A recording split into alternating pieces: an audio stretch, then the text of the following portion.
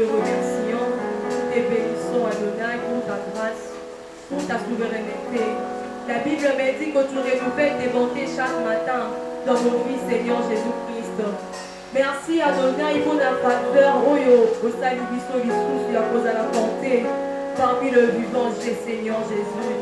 Qui suis-je, oh Dieu, pour être tombé dans le lot, n'a pas ma lisusu, ce n'est ni par ma force, ni par ma puissance, non plus, oh Dieu, par ma connaissance, mais c'est par ton amour. Tes alliés étaient tombés dans le lot, te pousse dans la lisusu du bosso d'ailleurs, aux alliés de Konabolingo. Car toi seul tu les mérites. Alléluia. Merci Seigneur Jésus-Christ. Merci l'agneau immolé. Quand tu ne cesses de nous faire du bien dans ta présence, tu es sans pareil, Emmanuel. Alléluia. Yes, on that gonna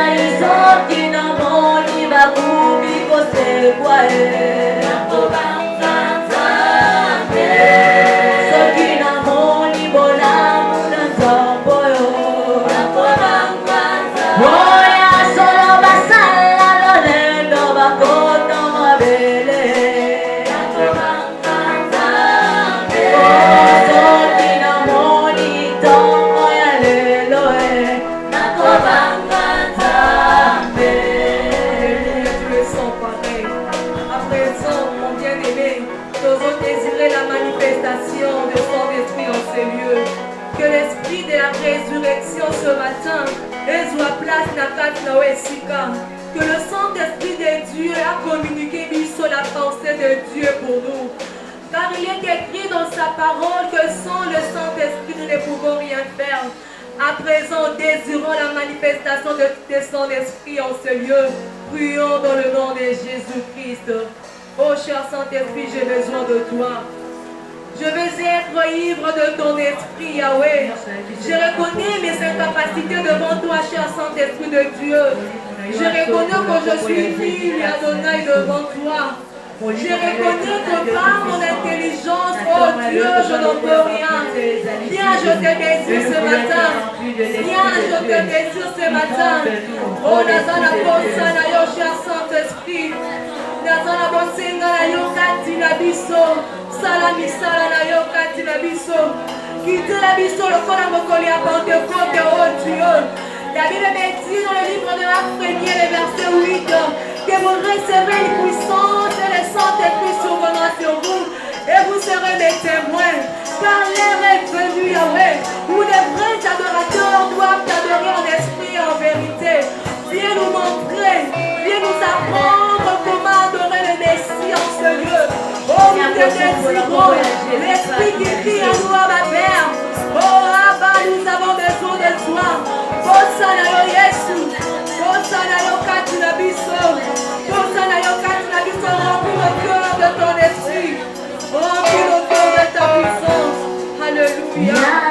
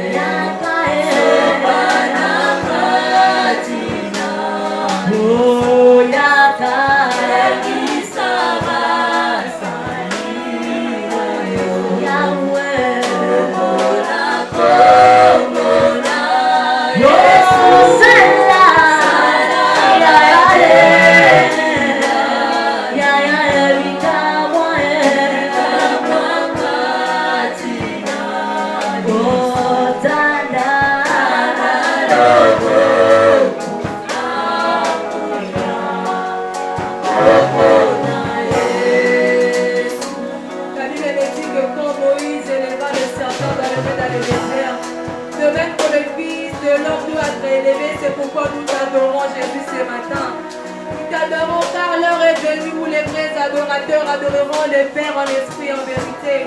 Toto moniki tina ya boko timosotu. Tika ete yo ube na trône na yo. Pona libela na libela. Osana kwa upesi de suscitant moya de l'eau.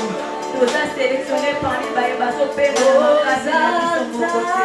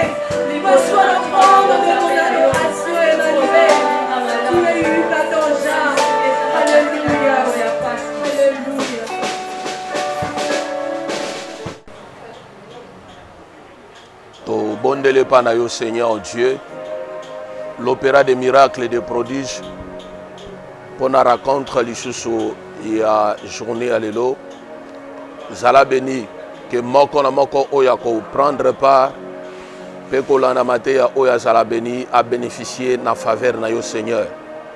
Parce que mission na yo ta pona ko libérer ba captif dans le nom puissant de Jésus-Christ. Zala manifeste et que la puissance de l'onction accompagner cet enseignement dans le nom de Jésus. Amen. Nous allons continuer dans l'enseignement de Bisso. Qui la fois passée, je crois, Bandekonyo Sobazo, l'anda enseignement Oyo. Tobanda qui introduction la fois passée. Alors, Toyebaki n'a qu'à introduire enseignement Oyo chez la délivrance. Yaba prisonnier. Oyo Nyonso a se retrouvé dans la prison encore quelque part, ndenge même exemple na bandeko o bazo kanga après avoir condamné bango bakangi bango bazana kacho, toujours trouvé que torture est ça, souffrance est ça, parce que on a privé de la liberté. On a privé de la liberté totale et on a bosenga ya koyeba na kobima ne sika o za retenu. Na koyeba na kopé cet exemple ce qui un parent a se retrouvé dans la prison, a besoin à mon mais on a privé la liberté. Alors tu as copié ça, exemple, et tu as introduit ça que le même jour, semaine passée, tu as introduit Kolobela pour délivrer les prisonniers. Topakola mepo na koyeba na ko bimisa bakangami na kati na boloko na kati na prison. Voilà, toyeba na kolobela na section ya liboso sur le sens prophétique de la délivrance des prisonniers. Toza na sens prophétique de komolingame, toyeba na kotala na sens prophétique de conception. Toza na conception ya Jésus-Christ, ou la conception messianique, ou la conception du Messie, et puis tout ça la conception yaba juif. Tu es déjà sur la conception juive, ou la conception des juifs. Et Tongo na lelo tozolobela si la conception messianique. Oyo to intitulé la conception messianique ou la conception de Jésus-Christ ou la conception du Messie. Alors avant de aborder deuxième conception, la linga ko zonga mwa muke sima pona koyeba na kotalisa na biso que Dieu ne peut pas gaspiller son onction chez n'importe qui. Nzamba akoki koyeba na ko gaspiller, akoki koyeba na ko sakana le pakoli na yete na mutu moko songolo. Et Nzambe, bien que Bible le dit qu'il fait grâce à qu'il veut, akoki jamais koyeba na ko pakola mutu moko pour être impudique. Akoki jamais koyeba na ko wendre mutu moko pour na koyeba na cause la prostituée non plus. Akoki jamais koyeba na ko wendre un prisonnier. Akoki jamais ko wendre un ivrogne. Akoki jamais koyeba na ko wendre un bandit. Jamais. Peut-être Nzamba akoki koyeba na ko utiliser ba circonstance. Nenge tolobela ki na Isaïe 45, même Isaïe 44, Isaïe 45, tolobela ki problème ekomaki na roi Cyrus, roi ya Perse, roi ya Médès. Oyo Nzamba yebaki na ko utiliser parce que na Israël idolâtrie et ba na ko koyeba na ko mata et pendant que bazali na Babylone nani akokai koyeba na ko bimisa bango wana eza ba circonstance moko eza rare. Alors il faut toyeba na ko retenir de komolinga mais tokoki jamais koyeba na ko trouver ba les hommes d'onction au baza ko demeurer dans la magie.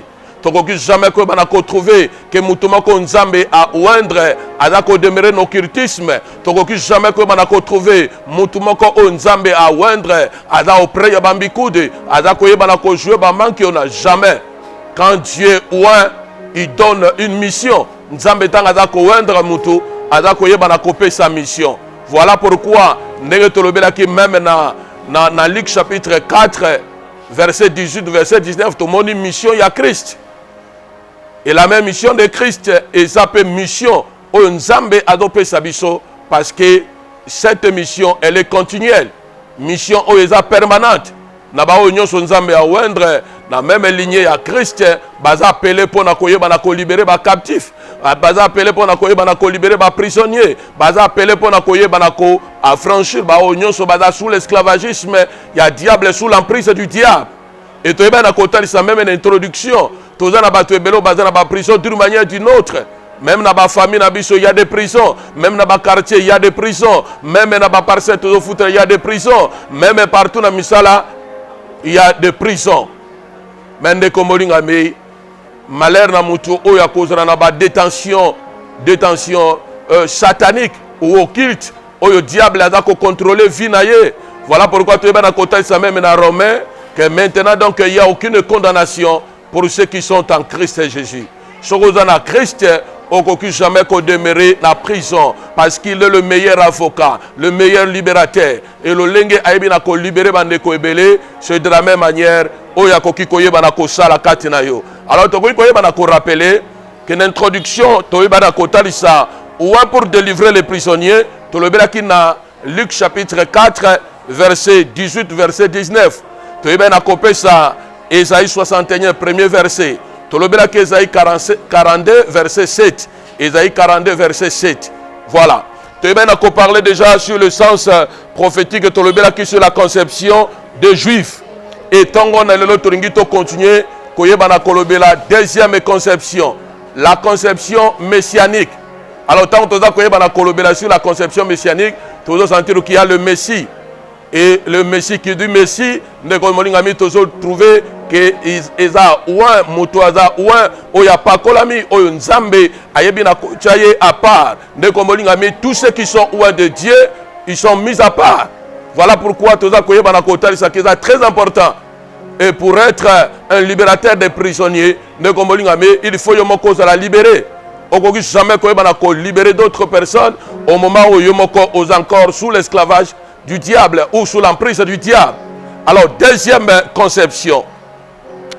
Dans la deuxième conception, tu as introduit la fois passée, tu as dit que Christ montre que la prophétie d'Ésaïe 61 verset 1er et verset 2 s'accomplit en lui.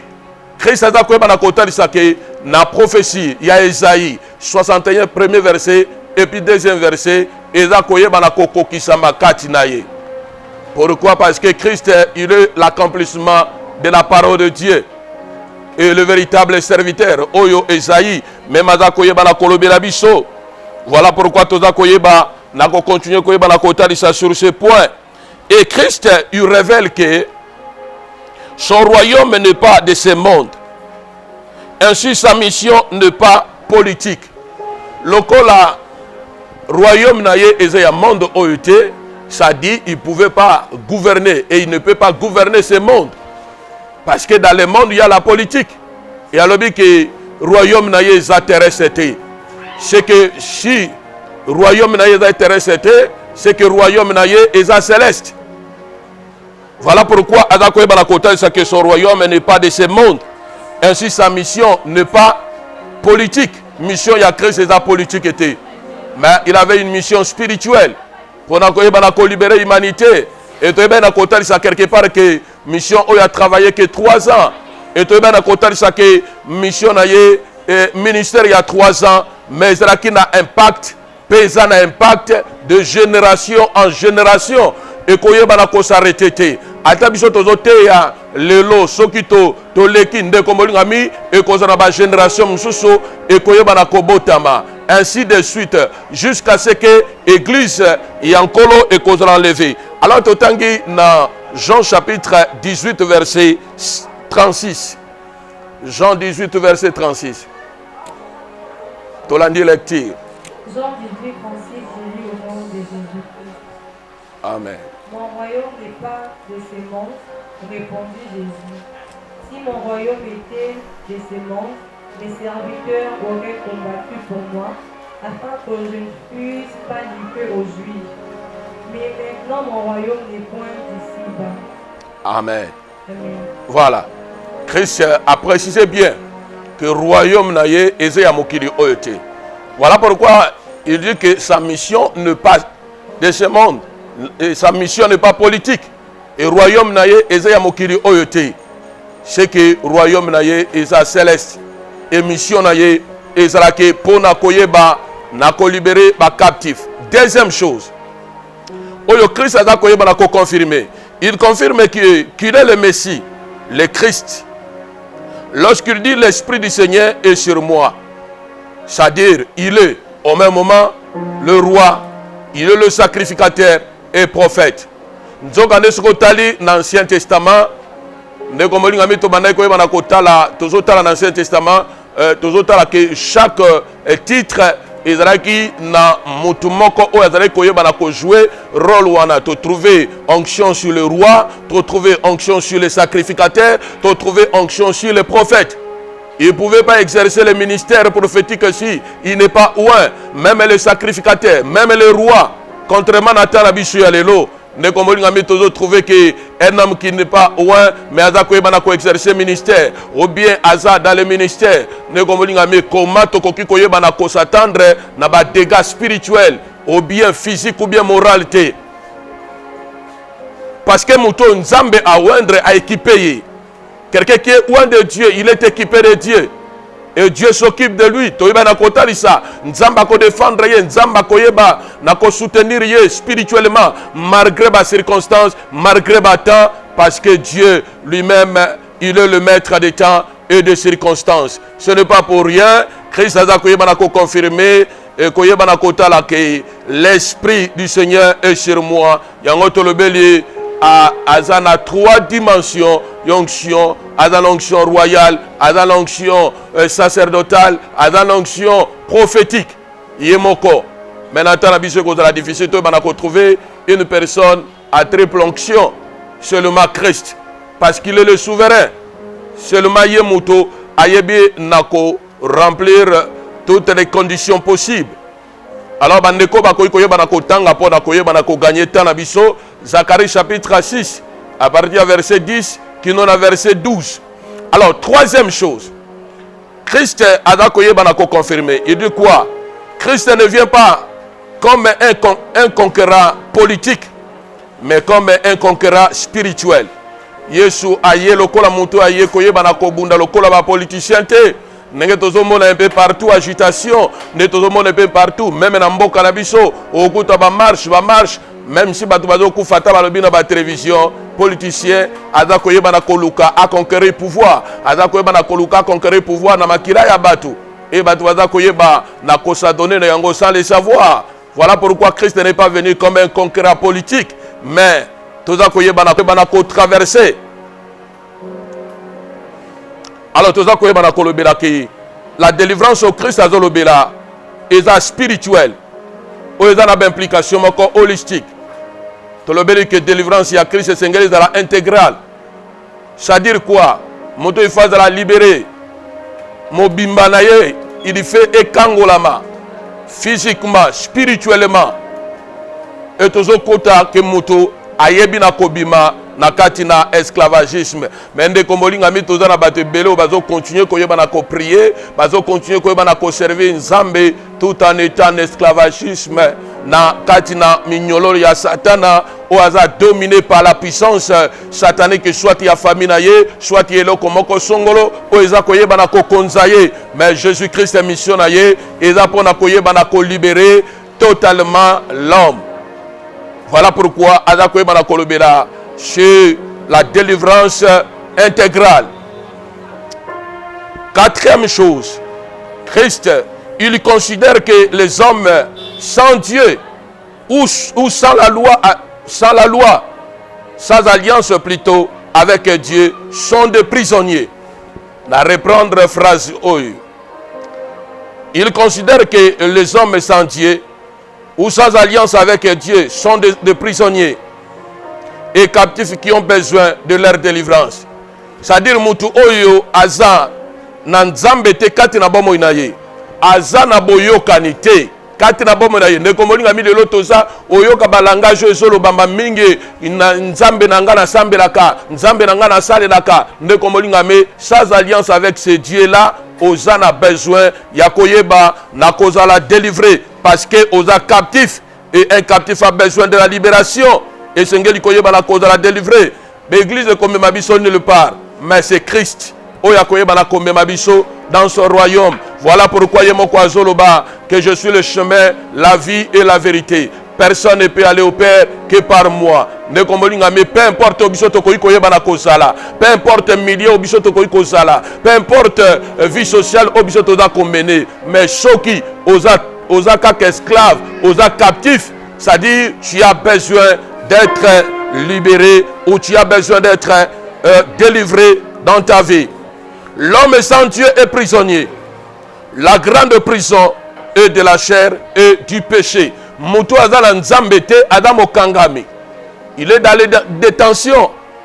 Ndeko molinga me azala bosenga ya koyeba na kokangolama. Yango tolobeli ke prison eza ya nzoto pe ya lisumu.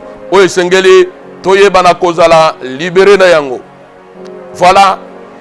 Otokwa koyeba na ko talisa tozo continuer toujours na même ordre d'idée pour na koyeba na kolobela biso que le monde incrédule constitue une prison.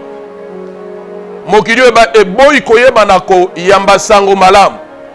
Na lina yeba na kolobela sur un monde incrédule, c'est-à-dire un monde qui refuse de recevoir la parole de Dieu. Non seulement ya koyeba ya koyamba liloba na nzambe koyamba Christ, mais mettre cette parole en pratique. Ça nous a trouvé niveau d'incrédulité zawana. Parce que oko tambla même na quartier na bisonde toza na bantando, oko tambla même na commune ya Matete, oko tambla même na ba famille, okuta une famille païenne. Toutes les familles sont devenues des familles chrétiennes. Mais incrédulité et à s'élever, incrédulité et à persister. Voilà pourquoi tout le monde envoie un système sans Dieu qui domine ce monde. Dans ce monde, il y a un système sans Dieu. Il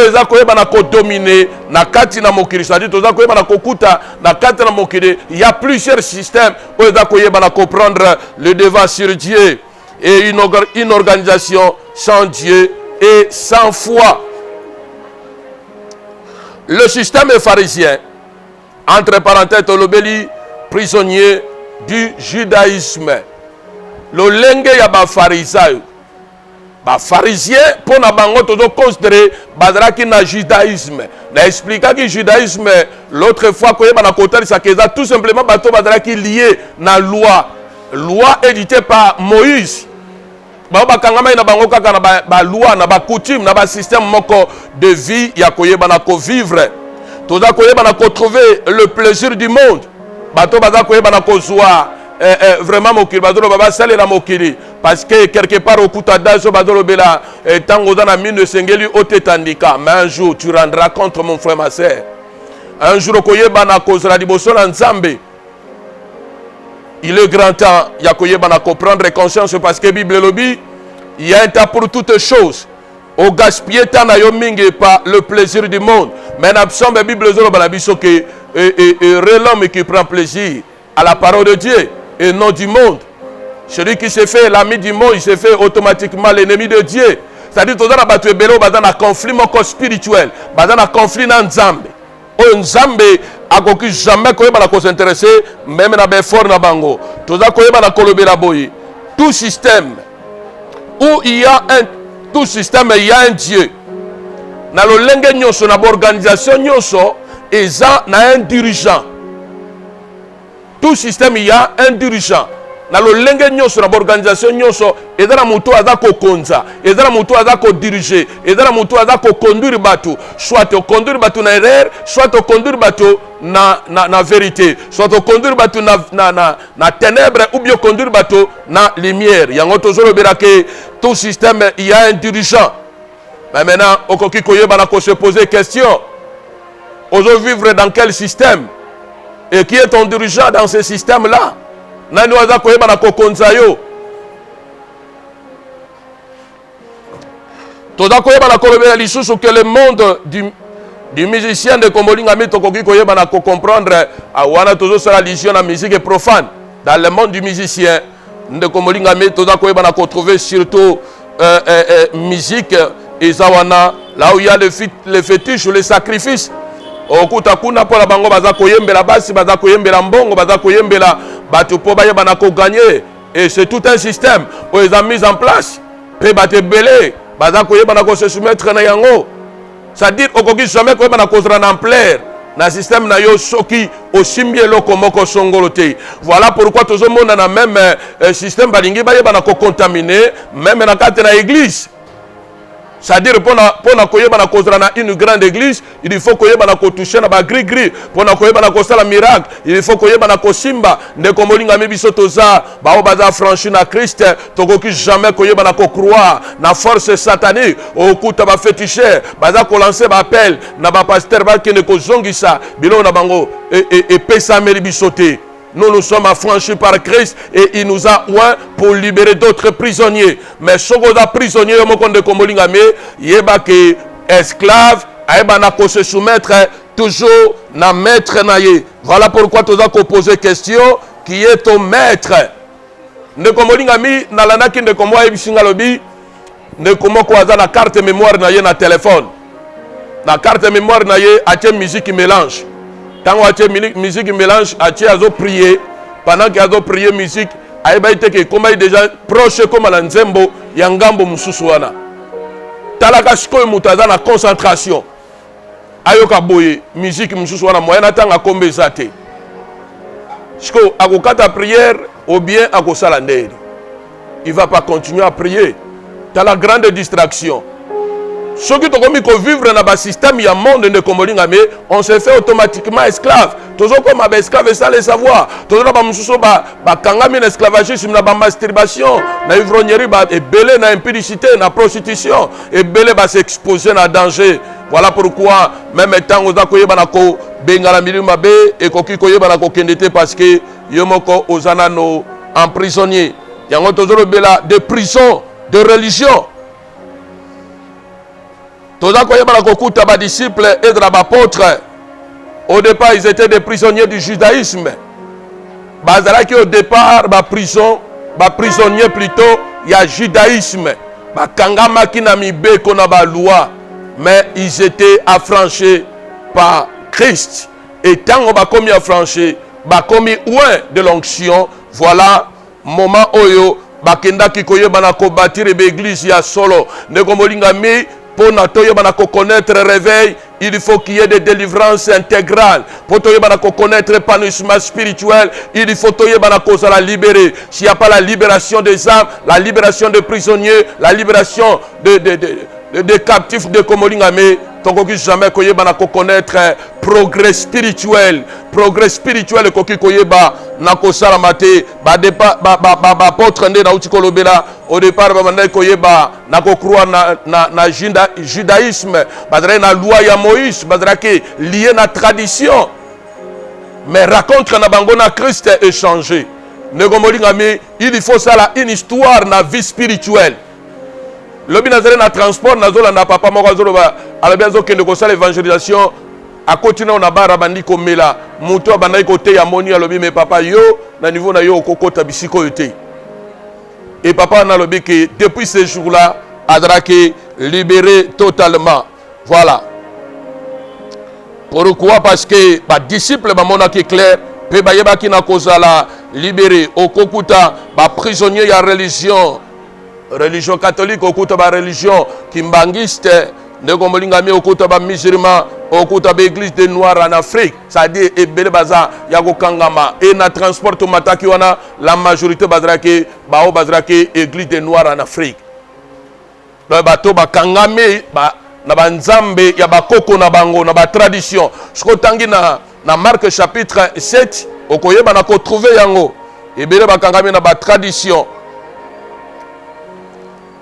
Tozana Esaïe 42 tokoki koyeba na kotanga yango na lectrice atangeli biso Esaïe chapitre 42 totangi na verset 6 verset 7.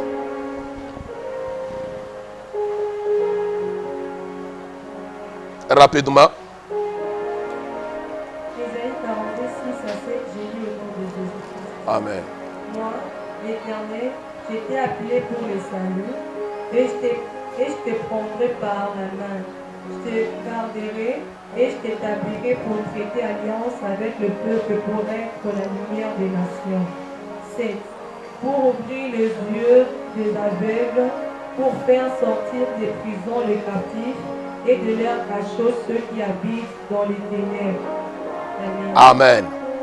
Le premier chant du serviteur. Loyemo ya liboso ya mosali. L'expliquer une histoire même il y a livre il y a Isaïe. Tant bazolo belabiso sur les serviteurs peut-être rebellés, bazo sa la vision na peuple israélite ou bien ba o bazra qui na époque taillé par le Seigneur Jésus-Christ. Yango nzambe mo azoloba na premier verset alobi voici mon serviteur que je soutiendrai, mon Élie en qui mon âme prend plaisir. J'ai mis mon esprit sur lui. Il annoncera la justice aux nations. Il ne criera point. Il ne lèvera point la voix. Il ne la fera point entendre dans le riz. Nzambe awendre ye pour la libération. Maintenant, on se poser la question, j'ai été ouin pour quelle raison? Yango na lobela ki nzamba ko koyeba na kopakola moto mafuta na yete na epakoli na yete po akanga maboko. Nzamba ko koyeba na kopakola moto mafuta te po abanda kolala pongi. Nzamba ko koyeba na kopakola yote po na koyeba na kotonga. Nzamba ko kopakola yote po na kosala n'importe quoi. Voilà la mission que Dieu avait confiée à son serviteur. Alors son serviteur à qui il lui prend plaisir. Alabi ke awende ye pona kofongola miso yaba o miso ze ya kokufa pona koyeba na kokata minyololo yaba o bazrake na prison de komolinga me pose-toi la question mission nanga ezanini okoki jamais kozala ou un pona kolexaka temps oyoka depuis tongo tu pourquoi o muto azolo baza aza ou un temps eleki kanga ndengo wana azo sa eloko moko te c'est quel genre d'onction. On a plus tard, tant que tu enseignement sur l'onction du Saint-Esprit, qu'il y a l'onction pure et impure. Il y a l'onction retardée. Il y a l'onction expirée. Tu dois apporter l'onction expirée. Et dans l'onction déjà, aussi est le cas. Il y a Saoul, il y a David. Je crois aux réponse à la question. Alors on a kopesa yo moi devoir banda koyeba na ko raisonner ata consulter dictionnaire na yo Il faut oyeba na kota la cachot, prison, détention. Banda koyeba na ko vérifier makambwana. Et qu'est-ce qu'on fait dans les cachots? Basala kanini na ba cachot, na ba bisika oyo ba kangi batu. So eza kat na biso oyo ba kota na ba cachot ou bien na ba prison ata mukolo moko. Au mot na torture. Il y a aussi ces gens oyo baza torturés chaque jour spirituellement, moralement. Voilà, genre ya prison oyo eza koyeba na ko faire souffrir yo, eza koyeba na ko faire grincer yo les dents chaque jour. Tokoy koyeba na ko zwa deuxième section. Deuxième section toza koyeba na ko talisa maintenant. Eza un message eza lié na message ya grâce mais toujours sur la délivrance. Délivré par l'onction. Moto akangolame na epakoli. Ndeko molinga mi tolobeli boye pour libérer les captifs, on doit avoir l'onction. C'est-à-dire, awa na bato baza ko s'engager na ministère ya délivrance ou bien na service ya délivrance, il faut être ouais, il faut avoir l'onction. Et cette onction, c'est une capacité surnaturelle. On nzamba za ko revêtir na ba serviteur na ye pour na koyeba na ko exercer librement ce ministère. Sans l'onction, ndeko molinga mi tokoki jamais koyeba na ko s'exposer na danger. Se souvenir une histoire ya bana ya Tcheva, ba betaki bango sérieusement na muto yo bango balingaki ba na ko délivrer. Ba do sala lision na nzambe ya Paul, o nzamba ya Paul ateyaka, mais milu mabe ibse bango le Paul toyebi bango. Toyebi un tel toyebi mais yo ozanani po bengala biso na nzoto oyo. Ndeko molinga me il faut pour libérer les captifs, on doit avoir l'onction. Car c'est une délivrance surnaturelle. Pourquoi Jésus-Christ, il avait besoin de l'onction. Il faut se souvenir d'une histoire, il y a jeune, il y a 40 jours. Christ a dans le désert, il a jeûné, il a prié. Et tant qu'il même baptisé et suffisant qu'il a été, il a fallu qu'il continue la prière. Mais comme on a mis tout dans le bateau, il est fatigué. Et ce qui est fatigué, tu es exposé à danger. Voilà pourquoi tu es belé. Tu as tendance à consulter. Tu es belé. Et belé, tu tourner regard vers l'occultisme. Et belé, tu continues à la magie. Ils étaient des chrétiens. Ils étaient dans nos églises. Mais belé, m'a rétrogradé. C'est parce qu'ils sont fatigués. Ils faiblés. Sans l'onction, tu jamais persévérer. Sans l'onction, tu as l'endurance. Sans l'onction, tu as libéré la captivité. Il faut la délivrer. Mais ils seront délivrés par qui? Même Romain Okuta sur l'évangélisation. Moi, partie à histoire, on a ponako yeba na koloberango na enseignement na biso. Bazolo bake batei bako kende côté ya comment s'ils sont pas envoyés. Voilà pourquoi on a koyeba na kolobela même na terre biso. Comment batu bako kangolama s'il y a pas des hommes qui sont loin de l'onction du Saint-Esprit. Il faut être loin de l'onction. Na mona de comment na ke côté na église mona na commune ya Kinshasa. Ne comment sur Nazara qui possédait na sirène. Et tant au sirène il y a aussi des maris de nuit, il y a des femmes de nuit, il y a plusieurs esprits, esprit à impudicité, esprit à séduction. Mais responsablement quand Nazara séduit. Tant on a zoté yande comme sur Nazara qui on a, tant on a zoté ya nzama zo révéler ngai. Mais esprit de la katinaye et Nazara qui déjà sainte. Nani oyo aiba na ko engrosser. Mais tala oye komelie. Balingani na responsablement ko responsable église. Après avoir ko engrossé baboti na ebana na tamuke 4. Atikala ko sera délivré té. La ko yeba na ko s'arrêter wana parce que ndeko wana akoma ki vraiment moyen té. Ngana yebisi na lobé, il faut lukambongo voyager. Il faut le cambon déplacer. Parce que si on continue à vivre, c'est difficile. Dans le monde invisible, il n'y a pas pitié. na monde invisible mawe za la gâté. Soki ba récupérer yo ba koyeba na kosala oyo nyonso bango balingi. C'est pourquoi on doit être blindé, mon frère, ma sœur. Il faut koyeba na kosenga tout moment na nzambe. Nazomona bato so balobi ba tia prière to senga mbongo mutazo senga mbongo. Mais demande l'onction. Et tango epakolieza, tu deviens puissant, tu deviens efficace. On trouvait que makamususo ebanda koyeba na ko embêter yo et koyeba na ko libérer yo facilement. O koyeba na ko libérer.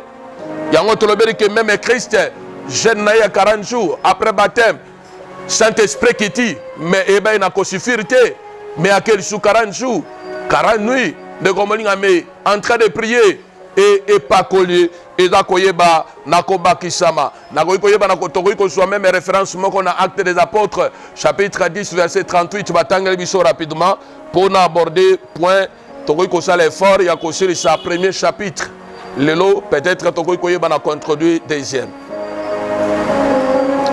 Acte des apôtres chapitre 10 verset 38. Acte 10 construit Jésus au nom de Jésus. Amen. Vous savez comment Dieu a oint du Saint-Esprit et de force Jésus de Nazareth, qui allait de lieu en lieu, faisant du bien et guérissant tous ceux qui étaient sous l'empire du diable. Amen. Car Dieu était avec lui. Amen. Voilà. Bible le dit que Christ, vous savez comment Dieu a oint de l'onction Jésus-Christ. Comment Nzamba pakola ki ndeko molinga biso Nzamba lobi a pakola ko pakola yo.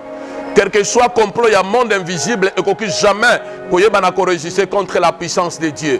Et Christ maintenant, il y a un répéter question moko awa nzamba ko ikopa ko la mutute po banako kanga maboko banako lala o banako sala ba complot po na bande ko mususu mais po nako travailler. L'onction est pour le service, l'onction est pour le service de Dieu. De komolinga mi il faut retenir yango est très important. Christ etango ba pakolier Bible lobi ke olier abanako lala abanako fanda te. Christ a bandi koyeba na kokende bisika na bisika pona koyeba na kote ya sango malam pona koyeba na ko libérer ba captif. Ne komolinga me okoyi kozala serviteur c'est bien mais être ouais ne komolinga me eza aussi problème est très important katina vie na biso étape ya ministère na biso. Voilà pourquoi il avait besoin de l'onction pour libérer l'humanité. Quand bien même il était Dieu, toute la plénitude était en lui, mais il avait besoin de l'onction. On a besoin de libérer l'humanité. Que la vie de Jésus-Christ était marquée par l'onction. Bon, il y a Christ est marqué par l'onction. Vie na ye mobimba okoyi koyeba na kotanga ba empreinte ya epakoli kati na bomo inaye. Na koyi koyeba na kolobela ya liboso à la conception de sa mère. Koyeba na ko botama ya kese ko kota na ona libumu ya mama na ye. Eza elembo ya epakoli. Eza un miracle par l'onction. Voilà pourquoi même Joseph oyo entre parenthèses bazo contré comme son père. Mais ne komolinga me alingaki koyeba na koboya Marie parce que ayebi ke atikala ko sangana na yete zemiwane uti wapi. Marie ayeba na ko se prostituer mais c'est l'œuvre du Saint-Esprit. Toyeba na ko trouver elembo ya liboso. Tokoyi koyeba na ko tala lisusu même na kate na vie ya Christ le jour de son baptême. Jour ya baptême na ye et pas coli. Ebi na ko sala. Parce que la Bible dit que Molio Monsanto a lobby, voilà pourquoi l'église et les moya colombe, mais l'onction n'est pas là. De Gomboli Gami, tu dis na bilembo, tu dis que bassin moko visible, au côté la même na table de bosso awa, au côté les moya croix, pour na signifier peut-être à l'église, au côté de Mamsou Bazola Tabachapele Yaminene. Non. La vie chrétienne n'est pas une vie d'intimidation. Et la vie moko ya influence, mais la vie à consécration. Et la vie, il faut garder l'alliance avec Dieu. Et la vie, il faut développer la communion avec Dieu. Donc, comme c'est très important. Que le jour de son baptême, il était rempli du Saint-Esprit. tokoki koyeba na kotala même signe mosusu ezalaki marqué na vie ya Christ, retraite na ye, c'est-à-dire jeune na ye dans le désert 40 jours 40 nuits, même si Satan ayeba na ko tenter ye, mais akokai koyeba na kozwa ete. Il y a des fois diable ayeba na kozwa biso seulement na ba faiblesse na biso, na ba faiblesse na biso nde sika diable aza koyeba na kozwa biso, mais nde komolinga mena za ko recommander yo pour être aussi libéré, parce que tokoki koyeba na ko trouver libération koki ko s'opérer par un homme rempli de l'onction, toza ko trouver délivrance eza ko s'opérer na yo moko rempli de l'onction o tozo benga l'auto délivrance. Il faut banda koyeba na ko étudier ba faiblesse na yo. Et shika oyo oza monguna ayeba na kozura yo yango des fois na répétaka okuta mutu moko azraki même dans le monde solar diable akoyeba na kozura même dans l'église. Azraki prostitué, il séduisait pas mal de gens. Mais ne comme ngami tango akomi même une église, même esprit bandi koyeba na coopérer. Akomi ko séduire na ba pasteur. Il faut koyeba na ko croire, mais Christ na désert azraki tenté, mais akoyaki na tentation te. Nasima ya retraite na ye, il était revêtu de l'onction. Toza koyeba na ko trouver même jour ya discours programme na ye. Otota ikolobela na Luc chapitre 4 verset 18 verset 19. L'esprit du Seigneur est sur moi. Tala koma Christ aza koyeba na ko beta tolo. Alabi ke molimo na nzambe ezali kolonanga. Yango naza koyebisa yo, naza kotuna même yo. Tango betaka tolo lobaka ngai ngai olinga koloba nini? Osala allusion na nini? Mais Christ alobi ke molimo na nzambe ezali kolonanga. Christ, il exerce un ministère de puissance sous l'onction de l'esprit pour rendre les hommes et les femmes libres. Voilà soka yamate nabiso lokola bandeko ya tekini ba signaler déjà temps nabiso ekoki ne komolinga mi. Voilà pourquoi toza koyeba na kotalisa ezala musala tozo sala ezo senga pe ba moyen soki oyo azala makoki akoki koyeba na ko contribuer parce que kosunga biso pe ko bakisa ngonga lisusu. Alors prochainement tokolobela sur deuxième chapitre, tokolobela deuxième chapitre na pesi titre nango libéré de la prison de sépulcre. Moto akangola me na minyololo ya bankunda. Alors toza kosenga bandeko bolanda enseignement oyo eza très riche pe okoki koyeba na ko développer yango lisusu yo moko. S'il faut qu'on s'abonne belé, qu'on partage, même na balien, qu'on partage na bande comme susu et qu'on a une bonne chose parce que na bande comme susu bazo benga déjà que enseignement eza koye bana ko sala musara ngo. Alors soki bolingi ke toye bana ko continuer à tout moment koye bana ko tcha enseignement oyo et do senga pe ba moyen parce que to ko sala pe limité na ba moyen. Je crois numéro il y a téléphone ba koye bana ko tcha même na ba écran tango tokocha image wana eza 0900 tozana 38 34 et puis 07 na suka na reprendre ndeko nyonso alinga zo contact numéro eza 0900 38 34 07. Voilà oyo sengale toyeba na kotalisa na biso na koyeba na kosukisa na prière au nom puissant de Jésus-Christ. Bible le bien était le Fils de l'homme est apparu pour détruire les œuvres du diable. Jésus-Christ est une oua pour libérer les captifs. Nazo bon de la kende konyon soit kola l'enseignement au de près ou de loin. Kolonabika moi azala libéré au nom puissant de Jésus-Christ. Que Pakolier travailler complètement et affranchir rebelle même Katinabiso, même ailleurs partout Seigneur Dieu. Dans le nom puissant de Jésus-Christ, Oyaza Seigneur peut sauver Nabiso, Tobondeli, Amen. Nzambe apambola yo semaine prochaine tokoyeba nako aborder point il y a deuxième chapitre je crois et cause encore une bonne chose. Tshika Nzambe apambola na kombola Yesu Kristo. Amen.